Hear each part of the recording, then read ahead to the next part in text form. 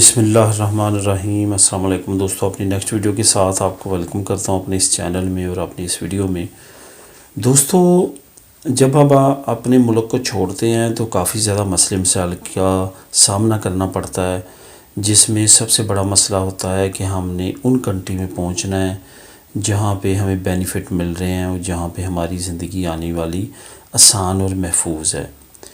کچھ کمیونٹیز ایسی ہیں جو کہ صرف اور صرف ہوس اور لالچ کی وجہ سے ایسے اقدامات اٹھاتی ہیں، اور کچھ ایسی ہوتی ہیں جو واقعہ ہی مجبور ہوتی ہیں اپنی ہوم کنٹری میں، تو اس وجہ سے وہ وہاں سے نکلتے ہیں۔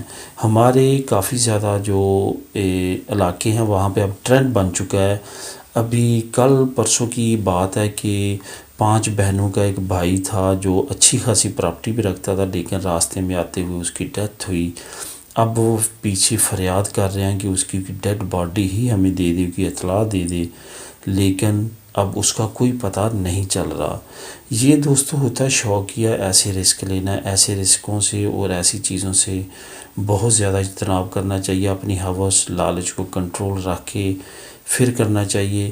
اب وہ 5 بہنوں کا اکیلا بھائی اور ویل سیٹل ہے، وہاں پہ سب کچھ اللہ نے دیا ہے، لیکن صرف اس کے شوق کی وجہ سے اس کے والدین نے ہتھیار پھینک دیے اور وہ آیا، اور راستے میں اب اس کا کوئی پتہ نہیں چل رہا۔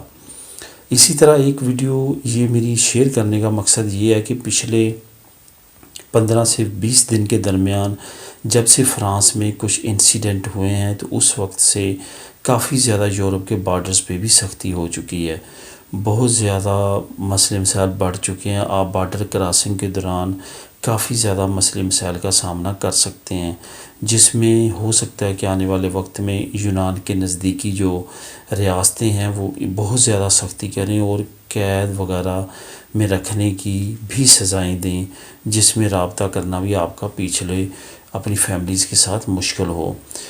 اسی طرح کی کچھ کارروائی جو ہے وہ فرانس نے پچھلے دنوں اپنے بارڈرز کو سخت کر کے کی ہے، اور اسی طرح کی اس نے کارروائی دوسرے ممالک کو کرنے کو کہا ہے۔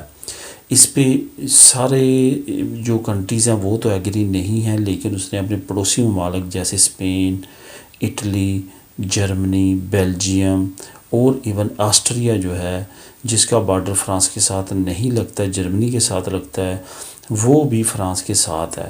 تو ایسے معاملات میں ایسے جو کنڈیشن آن پہنچی ہے، اس میں بارڈر جو ہیں وہ انتہائی انہوں نے حفاظتی اقدامات کر کے بہت زیادہ رسٹرکٹ کر دیے ہیں ان ڈاکومنٹ انلیگل لوگوں کے لیے گزرنے کے لیے۔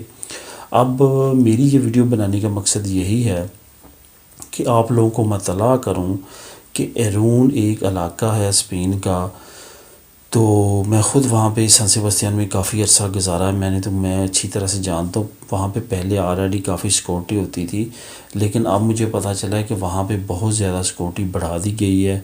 وہاں پہ پہلے گاڑیوں میں، کاروں میں، یہاں سے لوگ ایجنٹ وغیرہ مافیا جو تھا وہ کافی سرگرم تھا، لوگوں کے پیسے لیتا تھا اور ان کو وہاں سے بارڈر کراس کروا کے دیتا تھا۔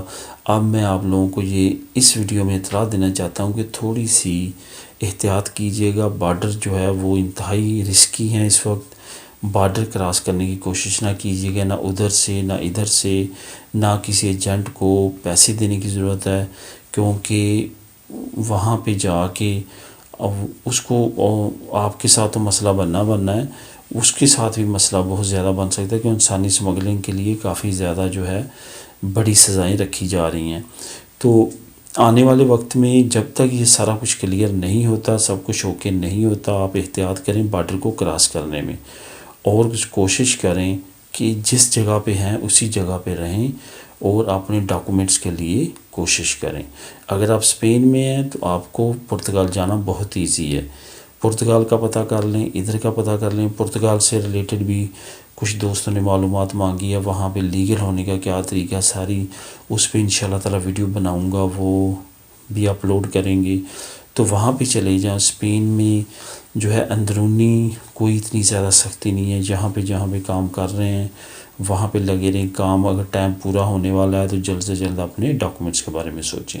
تو دوستو یہ تھی ویڈیو جس میں نے آپ کو انفارم کرنا تھا کچھ خطرات کا۔ دعاؤں میں یاد رکھیے گا، ملیں گے نیکسٹ ویڈیو میں۔ اللہ حافظ۔